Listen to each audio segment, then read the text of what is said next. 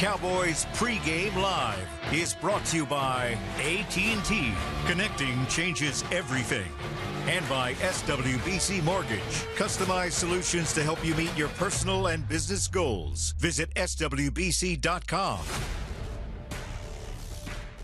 From the Big Apple in New York City, the Dallas Cowboys take the field for the final time in the 2025 regular season. They look to get back to 500 and finish the year 8-1 under first-year head coach Brian Schottenheimer as they take on the New York Giants. Welcome in to the final episode of Cowboys Pregame Live, presented by WinStar World Casino and Resort. We are here from the Star in Frisco in the Globe Live studios, alongside Barry Church, Nate Newton, and Isaiah Stanback. I'm Kyle Yeomans. So glad you're with us. Gentlemen, it's a bittersweet day. The Cowboys get a chance to try and finish things on a high note with a couple wins against NFC East division foes. Get to do so and then go into the offseason trying to get better and try and get back to the playoffs next season. But it is a bitter day because it's the end of getting to work with you guys again. Yes, it's always indeed. fun Yes, hanging out on Pregame Live. Hope you've enjoyed it as much as we have throughout the season. Let's hear from Dak Prescott and Jake Ferguson about the question everybody's been asking to this point in time. Should the starters want to play? Do they want to play? And will we see them coming into this matchup? So for me, it's about going out there and plan to play the whole game. Just stick to the way that I play the game. I'm not going to try to do too much early and make some big plays so I can get out of the game. And you know, if he said, you know, 2 touchdowns or 3 touchdowns or this score, you're coming out, that may put a little bit of pressure, right? And me try to do that, but me not knowing when it is and if it is, just go in and play my game and be smart. Something we say in the tight end room is they remember you based off what you did last, and so you know, not only is this the last game for us, I think it's a great way to, you know, end the season with this team. The last time we're going to be together with this group, and you know, I try not to think too far ahead or say, hey, this is what we need to do next year. You know, I'm trying to stay in the moment, but you know, I do know for a fact I want to be out here and playing in this last game with this group and giving it my all. You wouldn't want your leaders to say anything else than what Jake Ferguson and Dak Prescott just said there. But, Isaiah, I know you love this topic, so I'll start with you. How much can we expect to see the starters in Week 18? We can expect to see the starters, I would imagine, in probably a quarter. I don't believe that you should have your starters out there, and not even just your starters, mainly just your superstars, right? I don't believe that your superstars should be playing, the guys that are your cornerstone pieces. But that's not the question. The question is, how long should we expect it? I would say that this is most likely like a preseason game, like kind of like game 2 of the preseason out of the 3. You probably see these guys for a quarter, depending on how many series they get. Yeah, I'm with you on that, Isaiah. I think this is a quarter at the max for your core starters. I'm talking about the Dak Prescotts of the world, the Tyler Smiths, you know, the Quentin Williams. Those guys should see a quarter max. I just believe the risk outweighs the reward in this situation. And this is one of those games, like you said, it's a preseason game. This is where your depth pieces should get valuable experience out there in the National Football League. So for me, the core starters, I give them about a quarter at the most. I agree that your starters should not play the whole game, but this is not a preseason game. Fellas, this is a game where guys will be getting judged on what they do in their last impressions. So, you know, I'm old school. I know these guys are little young bucks, but you know what? Let the coach decide on that. Hey, man, go out there and play your best, and I pray you don't get hurt. The Cowboys did make a couple of decisions by a coaching staff standpoint that might be a little bit of the tea leaves to what could possibly happen today. You see T.J. Bass, Malik Davis, Javonte Williams, their seasons are over as they are moved to the injured reserve list. Now, Josh Butler and Phil Maffa, the final 2 elevations off of that activation for IR. We will see Phil Maffa for the first time in the Cowboys regular season. Saw him a bit in the preseason at times. The rookie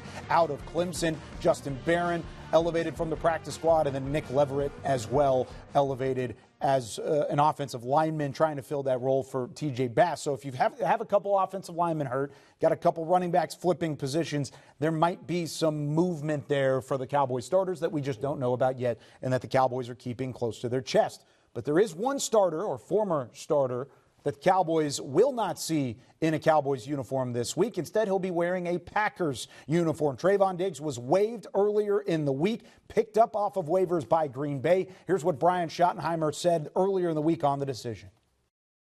It was one of many factors. It was not the only factor. I'm not the Grinch that stole Christmas. Okay, I love Christmas. I love my family. But at the end of the day, we have a protocol that we go through, and the process was not followed. First time I heard about it, Trayvon, grabbed me after the game, and I'm celebrating a big win, and I explained to him the protocol, which has always been the protocol of we go up as a team, we come back as a team, and he decided to make a different decision. But I'll say this, Calvin, it was not the only reason that this decision was made. Were you surprised at the timing and the ultimate release, Isaiah, of Trayvon Diggs this week? I was surprised by the timing. I expected the release or a trade to happen prior to June, post June 1. Obviously, that would have saved them some money. But ultimately, the final straw was drawn. They had obviously had a lot of turmoil going all the way back to the rehab process. There's been a number of instincts, as coaches alluded to, that have really happened along this time span. But ultimately, I am surprised that it happened before the season ended, because it is going to allow him to be picked up, and it did allow him to be picked up. Yeah, I'm not surprised that it happened. I'm more along the lines of you, where I'm surprised at the timing of the situation.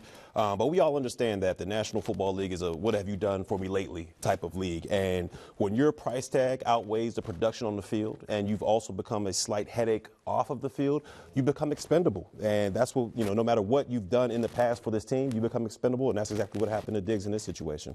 Young man, just go to Green Bay, be the best player you can be, but just make up in your mind, do you really want to play football?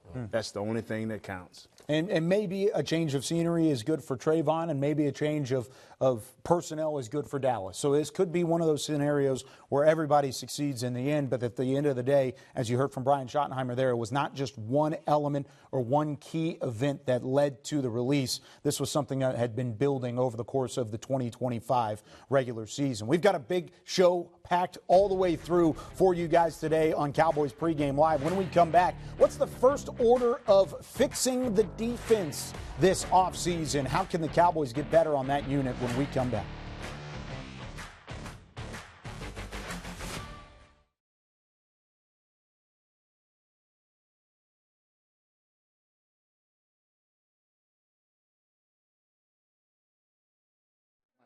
Did you tell immediately, or was it a gradual thing? Yeah, I think it was immediate, and just because over the past years, I knew Shotty, and he didn't talk much. I mean, he probably said 3 words to me over the course of a year or two. He was just sitting in the back of the meetings every once in a while, and then when he got here, and you finally started to get to know him, talk to him more, you realize he's this high energy guy, and then you're kind of sitting there and it's like, is this gonna happen all year? And you see it. He not only talks the talk, but he walks the walk. And I can appreciate that. And like I said, from the jump, it's infectious. So are you saying he didn't talk to you when he was on the defensive side with DQ that year, or his first year as OC? OC's different. Yeah, I mean, he would sit in the exactly, and he would sit in the back of the meetings. Yeah, no, he definitely talked to me as the OC. But as consultant or whatever, he would just sit in the back, and honestly, I don't even know if I knew his name. And then he became OC, and obviously it was, different. But I definitely talked to him.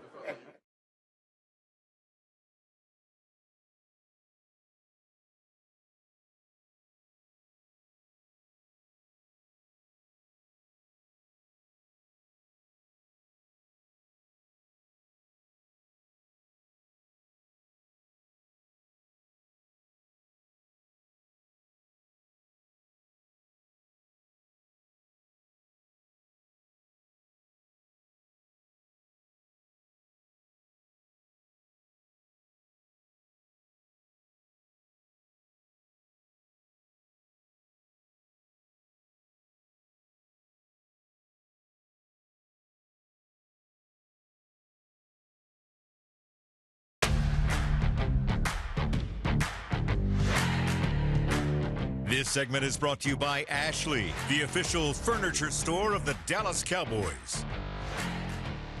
Outside of Dan Quinn, the defensive coordinator spot has had some trouble allowing teams putting up certain numbers of points. 2020 under Mike Nolan, 2014 under Mike Zimmer, and then this year under Matt Eberflus, 454 points allowed.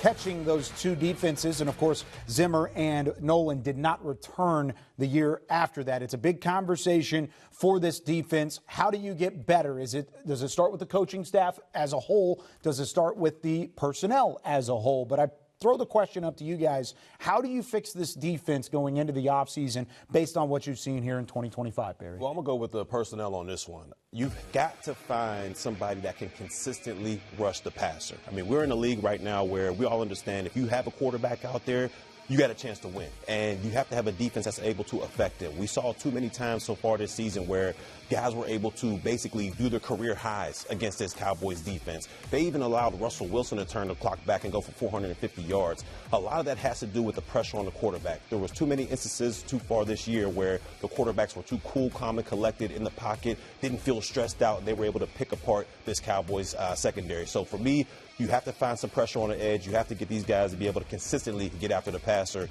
or you're going to find yourself in the same predicament next year. I'm going to go to the coaching staff. I love Matt Eberflus as a human being. He's an awesome person. He's had a lot of success in this league. It just hasn't necessarily worked out over his last few seasons.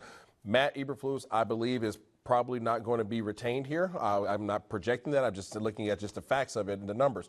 I believe that the Dallas Cowboys have to get a defensive coordinator that demands respect of his players and that also has an identity that coincides with him. You have to be able to walk out there and everybody understand what they need to get with, right? What program am I getting underneath? What personnel works with this type of player, with this type of coach, and what type of personnel is going to be most advantageous for this coach?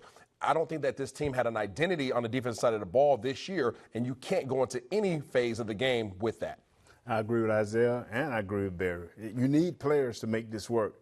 But I hope that once this season is over with, it won't be a week in starting to make these decisions on coaches as well as players, because we need both. If they're going to be successful defensively, they got to have the identity that Isaiah's talking about. They got to have a coach that says this is how it's going to do, and we got to go out and get us a dog on defense besides Twenty Williams saying this is who I'm backing the coach. So, Barry, from a defensive mindset, a lot of it is mental. A lot of it is mental because it's scheme, it's coverage, where you got to be, where you got to go, and how much you have to ramp up to hit somebody at the same time. You've done that a couple times in your career. Going into a game like this where nothing's at stake except for your possible future with that franchise, both on the Cowboys and the Giants side of things here, what is the mentality for some of these guys trying to show improvement in a game that ultimately means nothing to playoff hopes? Well, for those guys that are, fighting for their future, what they're going to try to do is put great tape out there for other teams. You're not only auditioning for the Dallas Cowboys, but you're also auditioning for the other 31 NFL teams that there are out there. So you have to put good tape out there. You have to handle your responsibilities as a player. You're going to go out there, you're going to communicate and make sure you're playing as a unit. But for yourself, you have to be kind of selfish in this situation and make sure you don't put any mental mistakes on there. You don't go out there and miss a lot of tackles or blow a lot of coverages. You make sure you go out there, communicate with your teammates, and try to do your responsibilities to the best of your capabilities. You want to go out there and put good tape out there because this is your future at stake. And there are a lot of guys on the defensive side that probably will see snaps today that never got to see those snaps in the regular season as a part of this Cowboys franchise. We'll talk about that rotation when we come back. We'll join Nick Eatman out on the sideline at MetLife Stadium. The Cowboys preparing to take on the New York Giants. We'll talk about the rotations at corner and at running back and how it could differ for Dallas today. This segment was brought to you by Ashley, the official furniture store of the Dallas Cowboys.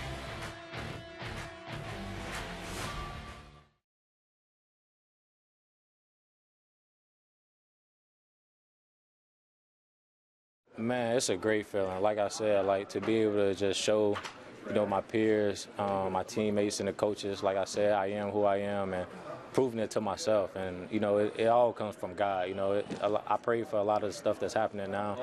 And like I said before, it's a great feeling when you're able to prove it to your peers and coaches. Dak talked about it after the game. He said that he was kind of telling you in the huddle that you were close. So did you realize how close you were? I didn't know at all until he told me in the huddle. I'm like, oh, yeah, I got to get this. So even when my eye got hurt, I'm like, I got to stay in the game. He just put that in my head. I'm like, I can't come out. Hey, Flo. Yeah.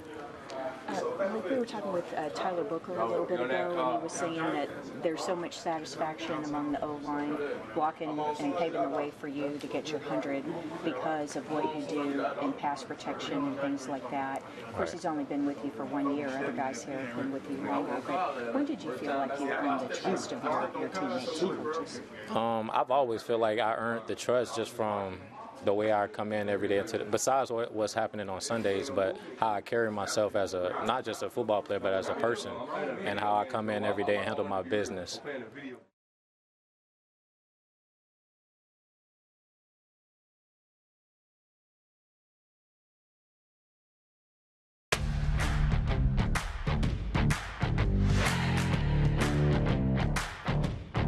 Cowboys Nation, Tom Gibson has been named your 2025 Dallas Cowboys Fan of the Year, presented by Captain Morgan for his dedication to the team and for spicing up the game. Vote for Tom to be named the ultimate NFL Fan of the Year at NFL.com/Fan of the Year. Welcome back in to Cowboys Pregame Live. Let's go live to the sidelines at MetLife Stadium and check in with Nick Eatman. And Nick, this is a game where there's a lot of debate on whether or not to rest certain players, maybe move a couple guys to IR and give them a day off. No such thing as a day off for you. 514 consecutive games, and then you've got 25 complete years as a part of the Dallas Cowboys media team. I want to give you a second to just congratulate you and talk about what it means to spend a quarter century with this franchise.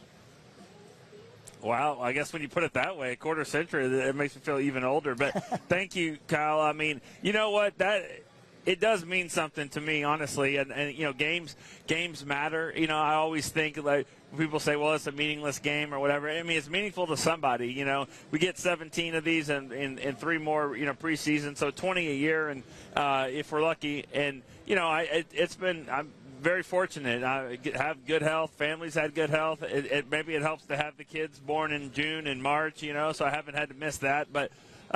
You know, it's been quite a ride. 25 years. I mean, but I remember just about every game. You know, I do. I can remember just about every one of them. So, no, it means a lot, and you know, put a lot of stress on the family, obviously. But you know, where else would you rather be than these games? And that's the way I've always kind of felt about it. Now, not only your trivia knowledge, but the impact that you've made on plenty of individuals throughout this entire organization, including myself. Can't thank you enough for all that you've done, and really congratulations on 25 great years. It's been fantastic. Now, you talked about it. This is a game that means something more for some other guys. Let's talk about a couple positions that are going to see some of those rotations. Starting with corner, do you anticipate a different rotation at cornerback without Trayvon Diggs in the fold, and of course a couple injuries on the outside? Yeah, you've had Revel, is banged up, and he's not going to go there as well. And so, yeah, obviously when they made the move with Diggs, it wasn't just for him. It was also to kind of see some other players in there as well. And so, I think the Giants. I just got a chance to kind of look briefly at the Giants inactives. I don't know if they've got all their receivers either. So it'll be interesting to see when the Giants are throwing the ball, who's catching it and who's covering them.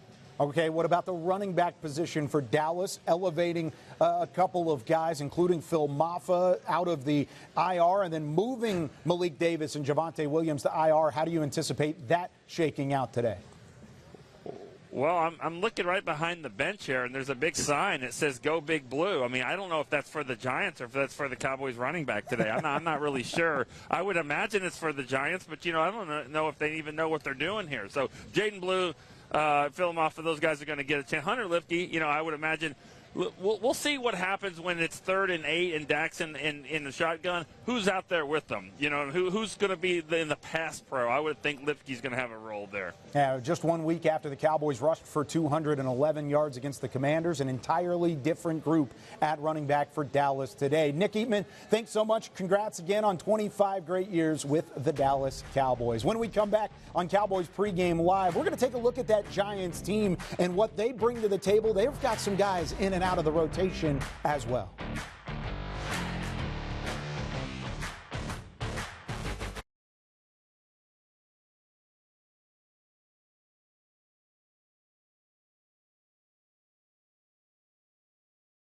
Yeah. The same thing as NC. Yeah, probably just keep the same routine. I mean, just stay on top of it. I feel like the biggest thing is just making sure you take some time out, too. You can't just get right back into it. But like you said, it's the most carries I've ever had. So, yeah, I'm going to chill for a little bit. When you start talking to your agent about free agency, and do you look at this year, and I'm going to parlay this year into a chance to get paid in free agency, or how do you look at it? Yeah, I mean, that's definitely the goal, but just take it one day at a time. Don't try to put too much on yourself. I can't control it, so I just got to let it play out and see what happens. But as a veteran, I mean, you're free agent. You want to strike with the iron's hot, so to speak, right? Right, yes, sir. That's always the goal or the main objective. But I mean, just control what you can control and just keep grinding. Okay. What if the people closest to you in your life had to say to you about like the season you're having, like I know anything along the lines of like, you know, we knew you always could get back to doing this stuff like that, how they supported you? Yeah, I mean, they ain't missed a game. I think they probably missed one game since I've been in the NFL, so the support always been there. And then just motivating me. I mean, yeah, just staying in my ear, making sure I'm doing the right thing. It's really off the field that you got to worry about too. So, I mean, you gotta stay straight.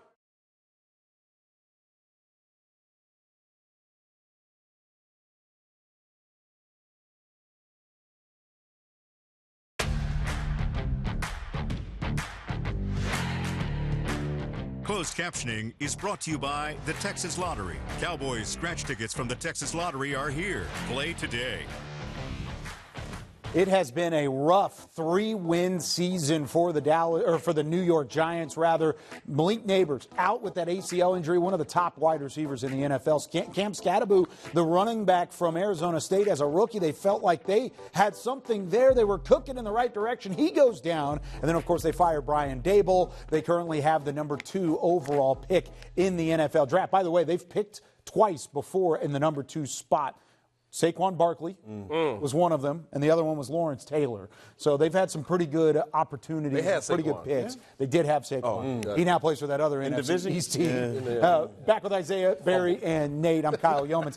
How would you fix the Giants, Isaiah, if you're trying to revamp them? We just talked about fixing the Dallas defense. How do you fix New York? I think New York needs an identity change. Obviously, they brought in Dable, and I think he was going to be an offensive juggernaut. It just didn't work out because of the quarterback situation that he had. When he finally got one, it was gone. So I think they need to figure out exactly who they want to run the organization in terms of offensive-minded coach or defensive-minded coach, and then customize your team to that. Yeah, I believe when you talk about the Giants, I think you got to fix the quarterback position. You know, I'm not a believer in Jackson Dart at all.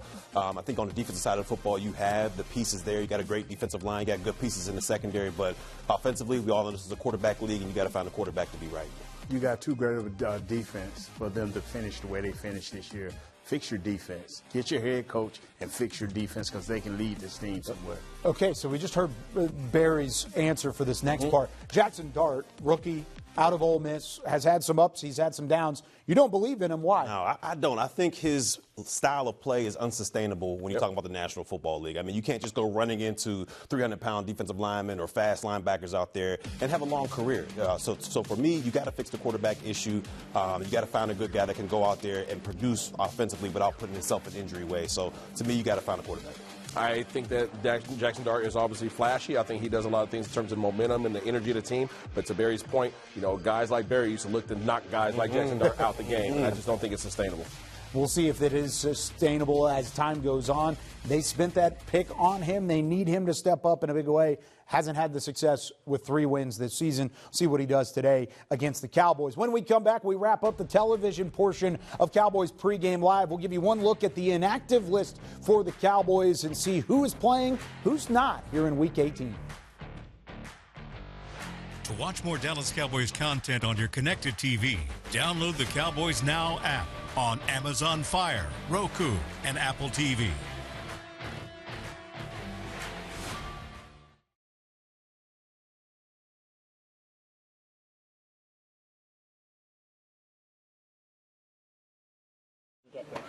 It's a lot more fun than you think, you know. Talking to some of the older guys who will come back at Bama, they just be like, hey, it's more of a business. It's more come and do your work and you leave. But I feel like here it's truly a family feel. So I'm very blessed to be a part of this organization. Yeah, I know you talked to a lot of older guys in the offensive line of Bama that, you know, J.Z. Latham, guys like that, that give you a lot of insight. I guess, when did you realize, oh, wait, this is fun? You know, that, hey, this is, I mean, it's a business, sure, but it's fun. Oh, week one. I just love playing football. Yeah. Was there a moment where in the game you're like, oh man, like, okay, now I get it. This is fun. Just coming out the tunnel. Like just being in enemy territory, playing against the reigning Super Bowl champs. That was pretty cool. So it was a whole lot of fun.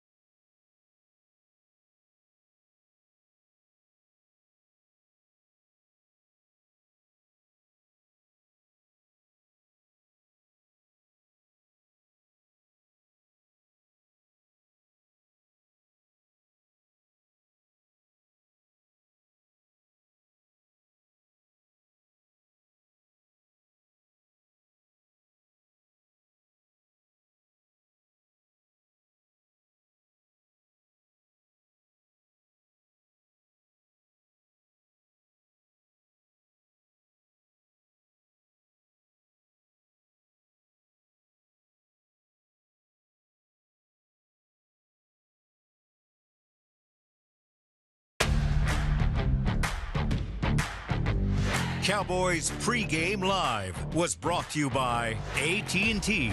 Connecting changes everything. And by SWBC Mortgage. Customized solutions to help you meet your personal and business goals. Visit SWBC.com. All right, this is the list everybody's been waiting for, the Dallas Cowboys inactive list. Remember, this does not include the Cowboys running backs that were put on IR. Elijah Clark, that's a non-injury personal reason he is not with the team. Savone Revel, the corner, is out today. That was anticipated after he dealt with a concussion and neck injury last week. And then DeMarvion Overshown has been out the last couple weeks as well. All of these guys have their seasons come to a close. Closing out Cowboys Pregame Live with Isaiah Stanback, Barry Church, and Nate Newton. Guys, give me a little bit of a bold prediction here as we go into Week 18. Bold prediction, I think the Dallas Cowboys go out there and they win by, call it 21. 21 points. Passing the sticks? 21. Man, okay. All right. I think this defense is going to come to play. Give me 2 takeaways for the Dallas Cowboys defense, whether it's a fumble, 2 interceptions, whatever the case may be, 2 takeaways. Milton, starting quarterback. 2 touchdowns. All right. I like that one. I said 40 burger on Talking Cowboys, so I'll just say 40 burger. Why not? That's one thing we could do. I'll take it. You don't think? You said 21 points. Yeah, they might only score 21. Defense with a shutout? That's the most bold prediction you've had all year. I got a bold one for you. What's that? Eberflus blitzes 60% of the time. Then there's a shutout, I guess. Hey, man, 80. We've got more Cowboys Pregame Live on the internet portion. Stick around or go join us if you're watching us on TXA 21. We will continue on for the next 15 minutes, getting you ready for Cowboys and Giants. Thanks for watching Cowboys Pregame Live. We will see you after the game with Cowboys OT and Cowboys Game Night.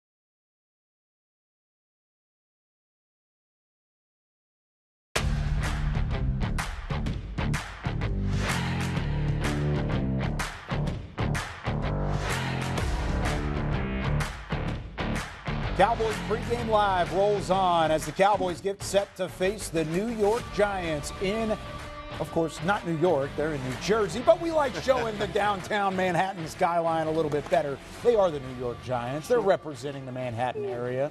It's a little bit different. Back here with Barry Church, Nate Newton, and Isaiah Stanback. I'm Kyle Yeomans. Cowboys, of course, not in the playoff picture, but they did have some Pro Bowl honors. We'd love to try and shine some light on those Pro Bowl honors this year. How about the way that the social media team handed out their Pro Bowl honorees? A little stocking stuffer this holiday season. Guys like Tyler Smith. There you see Brandon Aubrey hanging his up. You got, of course, Dak Prescott and those guys added to the Pro Bowl roster. Plenty of Pro Bowl fun. It does mean something to these guys, even though the actual Pro Bowl game has changed in its entirety now. Isaiah, it still means a lot to these guys to be named to that game. Yeah, absolutely. Listen, I've never been even remotely close to being considered for a Pro Bowl, so I can't refer to how elated they might be, but I would imagine that it's definitely super meaningful for these guys. It's a respect of the league, and it's something that you carry on your resume for your entirety of your life. It's the reason why you'll be able to sign your name on a piece of paper or on a card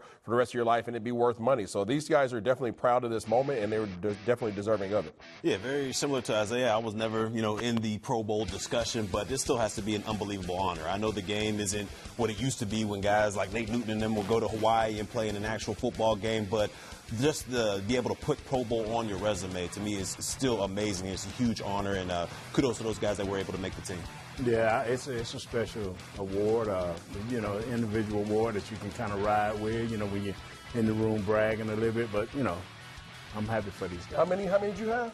Just a few. He had 6 of them. 6. Ooh, half a dozen. So you went to Hawaii 6 times. Yes, sir. Enjoy every minute. Must be nice. And here's the thing. You've got Isaiah Stanback over here, who's an Emmy winner. He may have not have said Pro Bowl. He's won some Emmys. You got Barry Church over here. He's been on the Emmy Award-winning pregame show for the Dallas Cowboys. You guys have been Pro Bowlers in my mind for a long time. Yeah, but then you got 6 of them with Nate Newton right there in the middle. Wow. 6 of them NFC jerseys hanging up, That's impressive. Yeah. That's big time. Absolutely. We've got another member of our crew as well joining us, Nicole Hutcherson, who is also a Pro Bowler in our mind. Nicole, what's going on? I appreciate you, man. One guy that we have not talked about, though, is a Jadeveon Clowney. He might not be a Pro Bowler this season, but, some guys bring production, some guys bring presence. Jadeveon Clowney brings both, and specifically for a Dallas defensive line that has really struggled to find consistency in terms of setting the edge and creating pressure. Well, Jadeveon's play and his voice has been critical.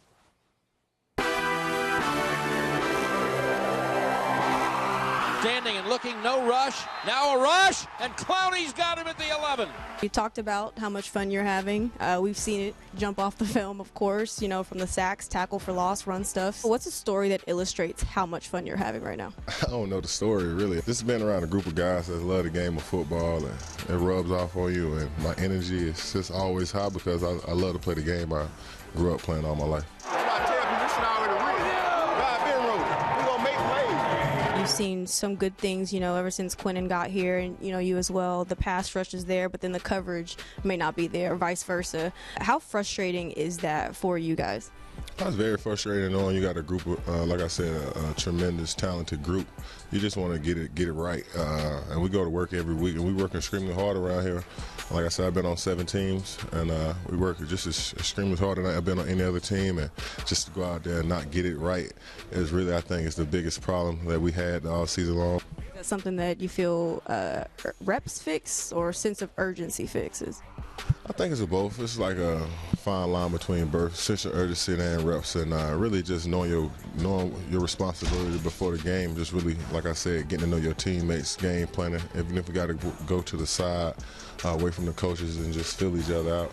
I feel like that could have been a bigger part. We started doing it later on this season. We started playing better. I remember after one of the losses, I believe it was the Chargers, you had mentioned that, of course, it comes down to scheme, but it also comes down to you guys executing. How much have you emphasized that to this group?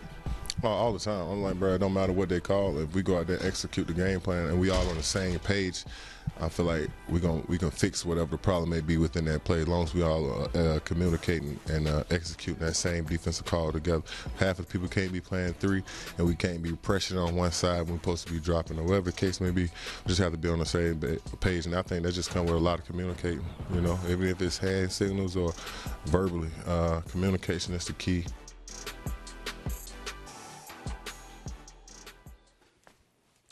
And shout out to our very own Tommy Yarsh for this tweet. Jadeveon Clowney against Washington generated 6 pressures, 1.5 sacks on just 16 pass rushers. That's the highest this season in pressures and pressure rate he had all year. But numbers that have not been talked about, he is tied for the most sacks with 5.5 on the team. Also second on the team with QB pressure. So just signed a 1-year, $3.5 million deal. That price is about to go up, Kyle, in 2026. Yeah, definitely a little bit. Still, of course, in his mid-30s. It's a little bit different than Pro Bowl Jadeveon Clowney. You talked about it being on your resume. He's always been that guy. Nicole, thanks so much. He's been incredible in his one season here in Dallas. And he's one of those defensive guys you didn't necessarily anticipate having a big role, but he's had a huge role on this defense. Who else are you excited to see? I'll start with you, Isaiah, going into the final week of the regular season. On the defensive side. On the defensive side. Donovan Ezraku. Okay. That's who I want to see. I want to see Donovan Ezraku, who's the young draft pick this year, who's come a long way. He's grown and developed. He has a lot of different moves. He has speed. He's had a big impact on his defense this year. We've seen him grow right in front of our eyes. I think that this offseason is going to be huge for him in his physical development and his mental development. But I'm looking forward to seeing what he can do in his last game against an active Jackson Dart at quarterback. Maris Leofau, we need to see him. This guy was an up-and-coming guy last year up under Zim. All of a sudden, training camp, he was talking and bragging about this defense, and he's disappeared. We need to see this guy, Maris Leofau, linebacker. Yeah, for me, I'm going to go Reddy Stewart, one of the nickel backs out there on the defensive side of the football. Now, I understand this secondary hasn't been the greatest so far this season. There's a lot of miscommunications, but to me, I liked what I saw from him from that nickel position, being able to blitz off the edge, being able to be a good tackler out there, and he was able to cover in space as well. So this is a guy that I feel like the more reps he gets, the better he gets. So we'll see what he can bring in 2026. So you're ready to see more Reddy Stewart? Oh, of course I'm ready. Yeah, that's kind of what it seems like. Yeah, Barry's always ready. Always, what are we talking baby. about? Always ready. So is Tommy Yarish, who is now on the sideline ready to interview Stephen Jones out of MetLife Stadium. All right, final game of the season. We're here with Cowboys co-owner and COO Stephen Jones. Stephen, thanks so much for the time. A chance to get to see some of your younger guys on the field today. How much do you enjoy this kind of setting where you can evaluate some more as you head into a crucial offseason? Well, I'd start with our first goal is to win the game. And obviously we're going to see some young guys because of injuries, and that takes its toll on every team in the NFL. So we'll see some young guys. It's always great to see them get opportunities, and especially those who take advantage of it and go out there and play well. And obviously we're going to see some of those guys today. Jaden Blue's getting back in the mix today. Looking forward to seeing him. And, that's just a part of what you deal with when you, have the journey of a 17-game schedule. It's part of it. And you mentioned trying to win. That's been the goal for the last 3 weeks, even though you've been eliminated from playoff contention. How much do you enjoy seeing guys like Dak and some of your leaders on this team say, hey, I still want to play in this game? Well, that's why they are who they are and why they're such great professionals and why they're at the top of their game. I mean, they're the ultimate professional. They understand what winning does in terms of creating the culture you want in a locker room and how that can carry over into the future. So it's great to see guys like Dak, obviously CD and George Pickens and those guys. You see a Tyler Smith out there battling. You see our big 3 tackles in there, Osa and Kenny Clark and Q. That's just all really good stuff. And but at the same time, when the young guys do get an opportunity, you hope to see guys just like Flo has this year, Flournoy, our receiver. You love to see guys step up and, establish themselves as legitimate NFL players.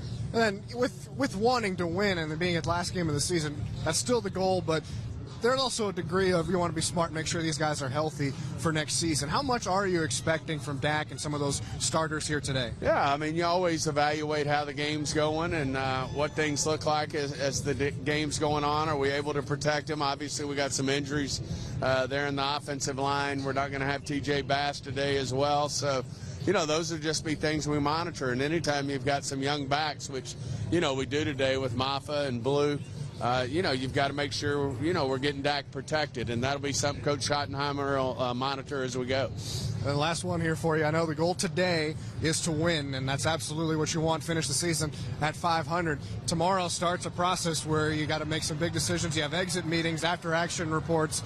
When all of that is concluded, where are you hoping to be at as a team and as an organization?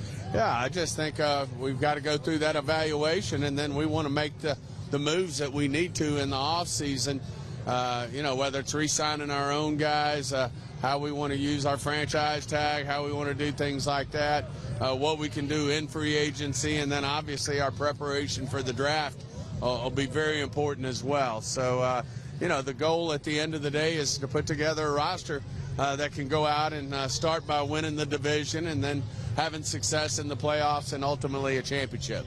Stephen Jones, it's been a pleasure all year. Thanks so much for doing this, and best of luck today. Great being on, guys. Happy New Year. That's outside.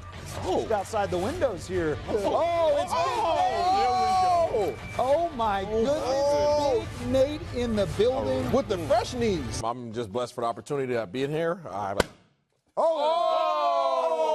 It's the type of production. Oh,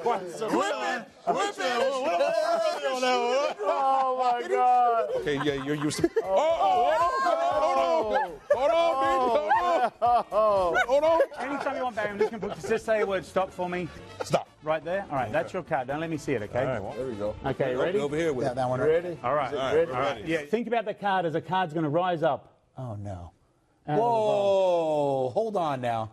Bro, what? Merry Christmas. Cherish this. All right? Cherish this forever, all right? Hold on.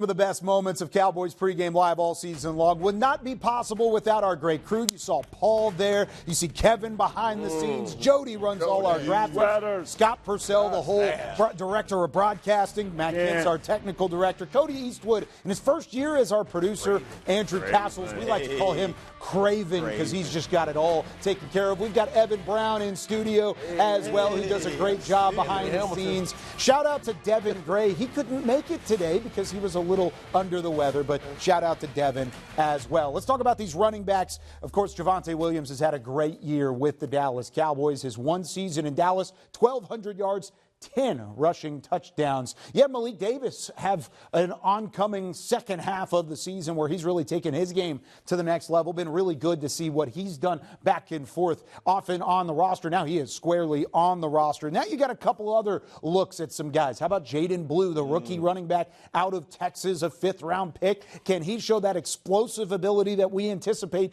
from him out of college? And then Phil Maffa, another rookie running back, another late-round draft pick out of Clemson. He will make his regular season debut today. So with all these running backs and all these options, gentlemen, who are you most excited to see? Barry, I'm going to start with you. I'm going with Jaden Blue. I mean, this is a guy coming out of college who had all the traits to be one of the most explosive running backs, a home run threat in the National Football League, speed, explosiveness, all that great stuff. But earlier on in the season, he's had trouble holding on to the football. And when it comes to contact, he doesn't seem like a guy that wants that contact. He kind of goes out of bounds when he sees defenders coming. So I'm excited to see what he can do this game out there to prove that he's one of the explosive backs that they drafted him in the 5th round. Let him live, man. I'm just saying, man. All right, I'm not going with Blues Clues. I'm going with my five. Feeling my fire. That's what I'm going with. I love to see a big physical running back who goes downhill, runs over guys in the hole. That's what I want to see. This dude wants to smoke, and I'm looking forward to his first opportunity this season in the game today. I'm looking forward to the guy that can pick up a blitz. That's what I'm going to be looking for. Can you pick up a blitz? Lipke. Maybe it's Lipke, but I tell you what, out of those two guys, Blue and Maffa, who can pick up the blitz? Who know how to pick up extra guys? And remember, these guys are going to be playing on an offense that may not have Dak Prescott up there running it a lot of the time. They're going to have Joe Milton out there as well, handing him the football and continuing on, because he's definitely one guy that we're going to have to watch, one of the players to watch going into this game. Joe Milton, we'll see how many snaps he plays. Dak Prescott said he is preparing To play the whole game? I doubt it. I don't think that's the case. They will be playing with these commemorative America 250 footballs as well. The entire NFL playing with them here in Week 18. And then, of course, the playoff teams next week. That's going to do it for us here on Cowboys Pregame Live. We'll see you after the game with Cowboys OT and Cowboys Game Night. Cowboys-Giants kickoff at noon on Fox.